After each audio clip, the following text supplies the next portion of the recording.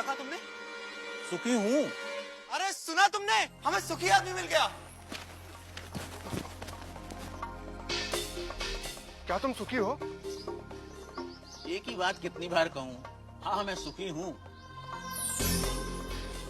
लेकिन तुम्हारी कमीज कहाँ है? कमीज? क्या तुमने राजा की घोषणा नहीं सुनी? राजा को सुखी आदमी की कमीज चाहिए। पर मेरे पास तो कमीज नहीं है। क्या तुम्हारे पास कमीज भी नहीं है? फिर तुम सुखी कैसे हुए?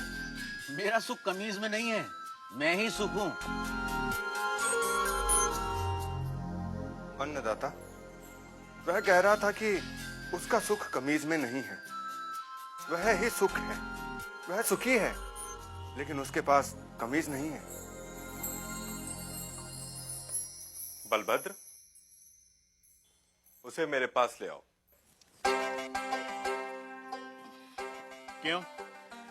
क्या राजा को मेरी और मेरी बैलगाड़ी की सेवा चाहिए? पर उसके पास तो हाथी, घोड़े, रथ। भूरा, राजा को तुम्हारी बैलगाड़ी या तुम्हारी सेवा नहीं चाहिए। राजा तो तुमसे मिलना चाहते हैं।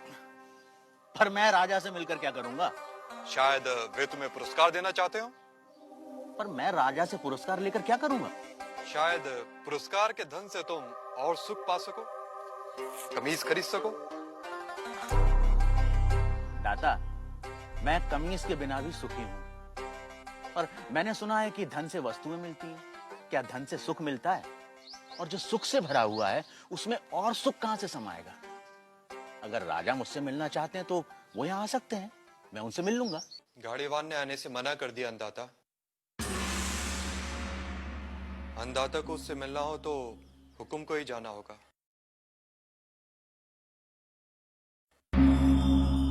और गाड़ीवान से मिलने राजा अपने मंत्री हजूरियों दासों के साथ गाड़ीवान भूरा के गांव पहुंचा। भूरा, भूरा, भूरा, अभी कहीं नहीं जा पाऊंगा, मेरे बैल सुस्ता रहे हैं। भूरा, अन्नदाता तुमसे मिलने आए हैं। भूरा, कहिए। तुम जो मांगोगे मैं तुम्हें दूंगा। हाथी, घोड़े, दास, दासियां, जो चाहे मांग लो, पर मुझे सुखी होने का रहस्य बता दो। मुझे नींद आ रही है राजा, मुझे सोने दो। राजा हैरान था। दूसरी बार राजा फिर बड़े दल बल के साथ आया। भूरा, भूरा, हाथी, घोड़े, दास, दासियां जितनी चाहे मांग लो, पर मुझे सुखी होने का रहस्य तो बता दो। राजा, हाथी, घोड़े, दास, दासियों के बिना भी मैं सुखी हूँ। फिर कभी आना। तुम्हें क्या चाहिए भूरा? मांग कर तो देखो। मुझे सुखी होने का रहस्य तो बता दो।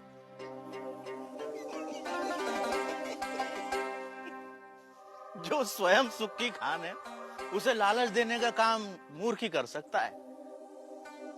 जा राजा जा, फिर कभी आना।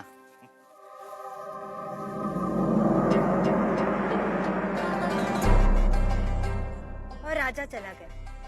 उसे समझ नहीं आया कि गाड़ीवान भूरे को क्या चाहिए था। कि अचानक राजा एक दिन अकेले गाड़ीवान के सामने आ खड़ा हुआ।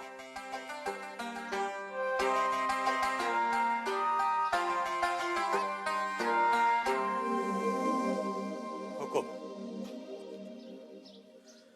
तू फिर आ गया? जब तक आप सुखी होने का रहस्य न बता देंगे मैं तंग करता रहूंगा। मेरी पीठ खुजा सकेगा? हाँ मालिक।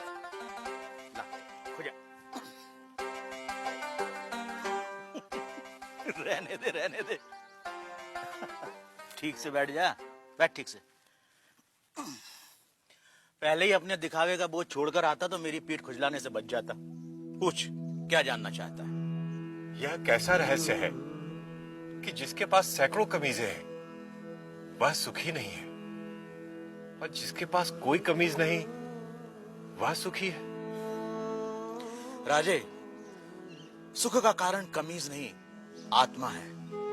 जो यह जान लेता है कि सुख का कारण भीतर है, उसे सुखी होने के लिए बाहरी वस्तुओं की जरूरत नहीं पड़ती। पर मन तो हमेशा सुख के लिए बाहरी वस्तुओं के पीछे भागता रहता है। इसीलिए राजे, जो अपने आनंद स्वरूप आत्मा को जान लेता है वह वस्तुओं के पीछे भागना बंद कर देता है। मैं समझा नहीं। राजे, आनंद आत्मा का स्वरूप है। आत्मा अनंत है, इसलिए आनंद भी अनंत है। आत्मा के स्वरूप के कारण व्यक्ति स्वयं से हर क्षण प्रेम करता है।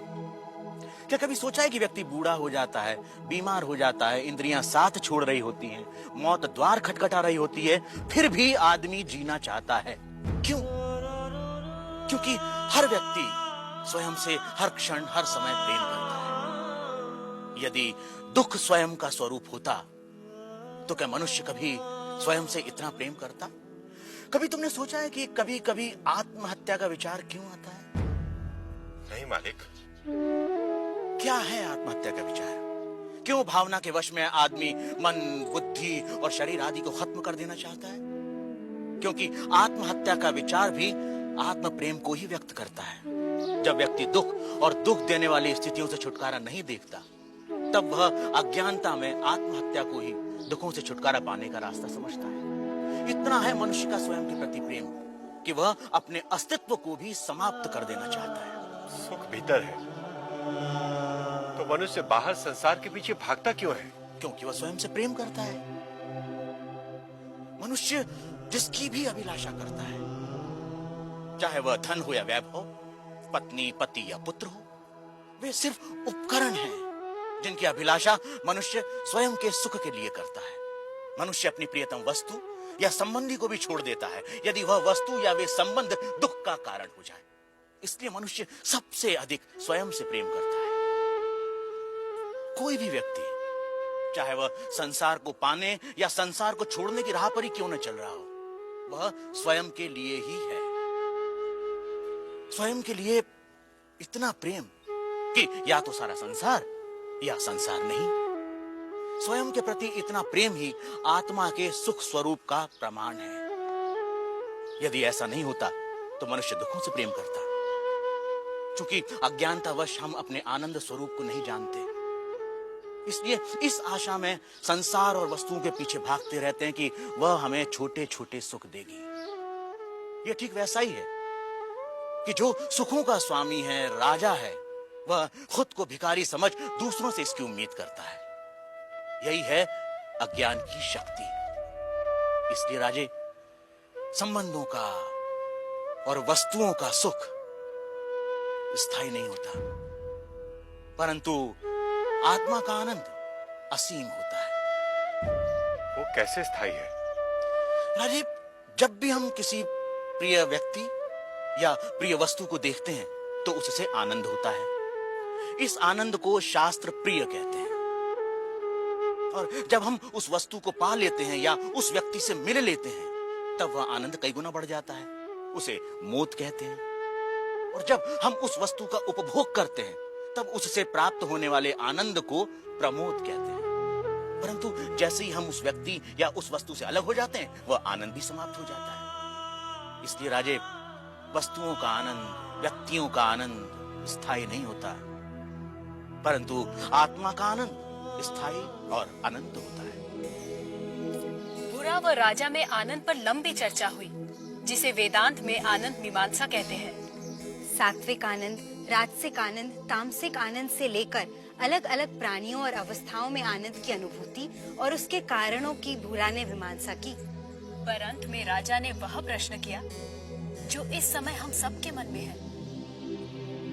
आर्य, यदि मैं ही आत्मा और आत्मा का आनंद स्थान, समय, जन्म, शरीर, मन, बुद्धि और बाहर की किसी भी वस्तु से स्वतंत्र होता है, तो मैं अनंत, असीमित और पूर्ण आनंद का अनुभव क्यों नहीं कर पाता?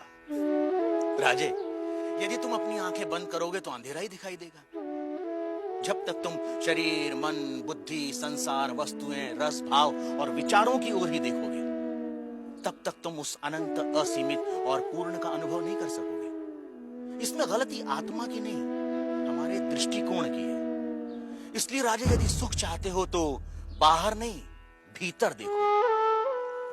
तो सूत्रधार, क्या इसका ये अर्थ हुआ कि सुख की कामना ही आत्मा के आनंद स्वरूप का कारण है? तुमने ठीक समझा नटी। इसीलिए पूरा जीवन हम सुख की तलाश में रहते हैं। आप जो होते हैं, पूरा जीवन उसी की ही खोज करते हैं। हम आनंद है, इसीलिए हम अनंत सुख की अभिलाषा रखते हैं। इस सत्य को ना जानना ही दुख का कारण है।